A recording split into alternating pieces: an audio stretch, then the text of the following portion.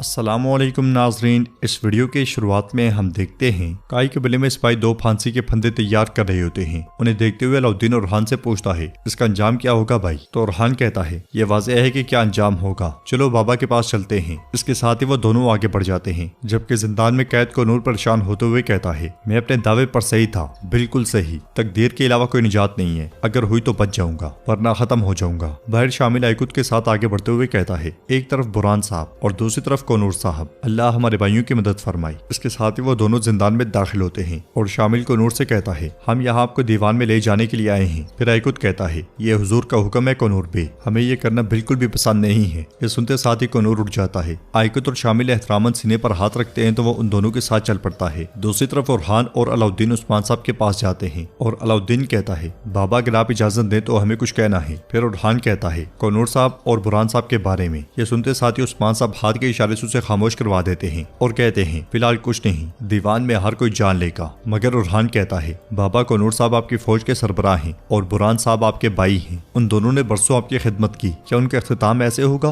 तो उस्मान साहब कहते हैं, अगर फौज का सरबराह निजाम की खिलाफ वर्जी करे, अगर मेरा भाई उसके खिलाफ जाए, अगर वो अपने नफ्स के आगे हार जाए, फिर काई फौज की हालत क्या होगी, काई के लोगों की हालत क्या होगी? सिर्फ एक छोटी सी चिंगारी की जरूरत है और पूरा दरख्त जल जाता है। मैं किसी को अजीम चिन्नार को जलाने की इजाजत नहीं दूंगा, उन्होंने जो भी किया सजा मिलेगी, अब फैसला करने का वक्त है। उधर जिंदान में बुरहान नमाज अदा कर रहा होता है और नमाज के बाद दुआ मांगते हुए कहता है, मेरे रब में गफलत में पड़ गया हूँ, मैंने वो कर दिया जिसकी मुझसे तवक्को ना थी, मुझे माफ कर दे, मुझे मेरी खता का एतराफ करने की तौफीक दे। जबकि तुरान सिपाही बेसुंगुर के साथ जिंदान की जानिब बढ़ते हुए कहता है, ऐ अल्लाह मेरे भाइयों को हिम्मत अता फरमा। इसके साथ ही दोनों जिंदान में दाखिल हो जाते हैं और तुरान कहता है, अल्लाह आपकी नमाज कबूल फरमाए बुरहान बे। तो बुरहान उठते हुए कहता है, अल्लाह राजी हो भाइयों, अल्लाह कबूल फरमाए। फिर तुरान कहता है, हुजूर आपको दीवान में बुला रहे हैं। यह सुनकर बुरहान मुस्कुराते हुए कहता है, तो वक्त आ गया है। सिपाही बेसुंगुर कहता है, हम में से कोई भी ये नहीं चाहता बुरहान, इंशाअल्लाह उस्मान साहब रहम करेंगे, हम आपके बगैर नामुकम्मल हैं। तो बुरहान उसके पास जाकर कहता है, बताओ क्या हम तकदीर को रोक सकते हैं?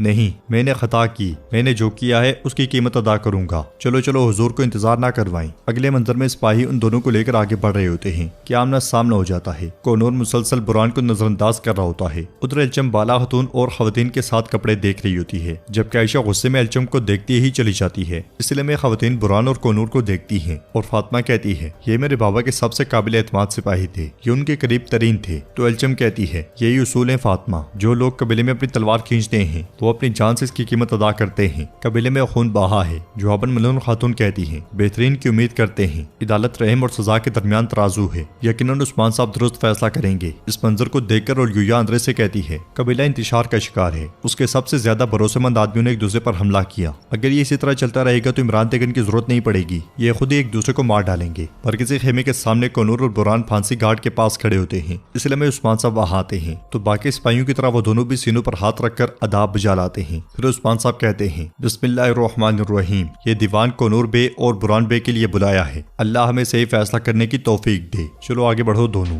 वो दोनों आगे बढ़ते हैं तो उस्मान साहब कहते हैं, दो सिपाही जो शाना बिशाना लड़ते रहे, एक दूसरे के साथ ऐसा नहीं कर सकते, बिल्कुल नहीं कर सकते। इनमें से एक फौज का कमांडर है, सिपाहियों के सरबराह कोनूर साहब, दूसरा बुरहान बे है जिसे मैंने खानदान की अमानत दी। बुरहान साहब, क्या तुम्हें कुछ कहना है? तो बुरहान कहता है, अपनी तलवार को दूसरे सिपाहियों के लिए खींचने की सजा हमारी रिवायात में वाज़े है, मैं अपनी तलवार निकालने वाला पहला शख्स था, मैं खुशी से आपका फैसला कबूल करूंगा। उस्मान साहब कोनूर से कहते हैं, क्या तुम्हें कुछ कहना है? तो कोनूर कहता है, मैं जिसकी वजह से यहाँ तक पहुंचा हूँ वो मैं खुद हूँ और मैं कीमत अदा करने को तैयार हूँ हुजूर। यह सुनकर उस्मान साहब कहते हैं, आप समझ गए, लेकिन देर हो चुकी है। घोड़े की नाल घोड़े को, घोड़ा एक सिपाही को और एक सिपाही पूरी फौज को अपनी पीठ पर उठाए हुए होता है। तुम फौज के सरबराह थे, ताहम तुमने जो किया उसने निजाम में खलल डाला। मैं काई फौज में नज़्म ज़ब्त को खराब नहीं होने दूंगा। रियासत बदमनी बर्दाश्त नहीं कर सकती, रियासत खुद पसंदी बर्दाश्त नहीं करती। तुमने गफलत बरती, वो चीज जो तुम्हें जगा देगी वो मौत है। ये सुनकर सब चौंक जाते हैं। उस्मान साहब मजीद कहते हैं, ताहम मैं जानता हूँ कि तुम दोनों अपनी जाने देने से नहीं जाते, मौत तुम्हें नहीं डराती, मौत तुम्हारे लिए सजा नहीं है। ये सुनकर सब थोड़े पुरस्कून हो जाते हैं और उस्मान साहब फैसला सुनाते हुए कहते हैं, मेरा हुक्म है कि इन दोनों को जलावतन कर दिया जाए। ये सुनकर सब बहुत परेशान हो जाते हैं और उस्मान साहब मजीद कहते हैं, तुम लोग अपने कबीले से, अपने प्यारों से और सबसे अहम बात गजा से दूर रहोगे। ये सुनकर उन दोनों को भी बहुत दुख होता है। उस्मान साहब मजीद कहते हैं, ये तुम्हारे लिए सबसे बड़ी सजा होगी। अब जहाँ तक नए वजीफों की बात है, फौज की क़यादत अब से उरहान साहब करेंगे, यानी शहर और कबाइल में अब आपका हुक्म चलेगा अलाउद्दीन साहब। ये सुनकर वो दोनों सीनों पर हाथ रखकर हुक्म की तामील करते हैं। उस्मान साहब मजीद कहते हैं, और बुरहान साहब की जगह तुम लोगे जेर कुताई। अब से मेरी हिफाजत के लिए तुम मामूर रहोगे। इसलिए में सुंगुर आगा वहाँ पे आते हैं और उस्मान साहब से कहते हैं, हुजूर इमरान की तरफ से खबर मिली है, उसने कतलान का ठिकाना ढूंढ लिया है, वो हमारी सरजमीनों में दाखिल हो गए हैं। ये सुनकर उस्मान साहब कहते हैं, ठीक है,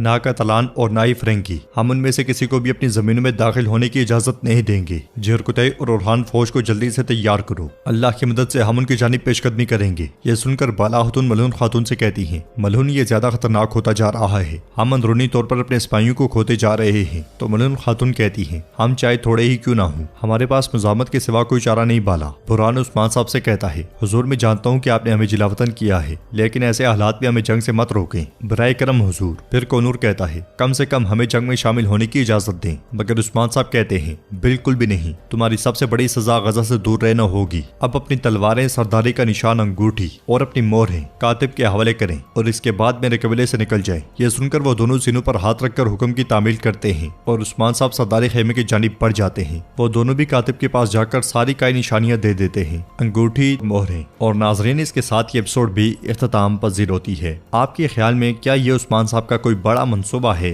क्या उस्मान साहब औलिया को बेनकाब करना चाहते हैं? क्योंकि वो भी जानते हैं कि इमरान तेगन अब किसी न किसी के साथ तो राब्ता करना चाहेगा, क्योंकि लाली भी मारी जा चुकी है। आपकी इस बारे में क्या राय है, आप हमें कमेंट बॉक्स में बता सकते हैं। अगर आपको ये वीडियो पसंद आए तो वीडियो को लाइक करें, चैनल को सब्सक्राइब करें और बेल आइकन पर लाजमी से क्लिक कर दें। इंशाल्लाह मिलते हैं नेक्स्ट वीडियो में, तब तक के लिए रखें अपना और अपनों का बहुत ज्यादा ख्याल। अल्लाह निगहबान।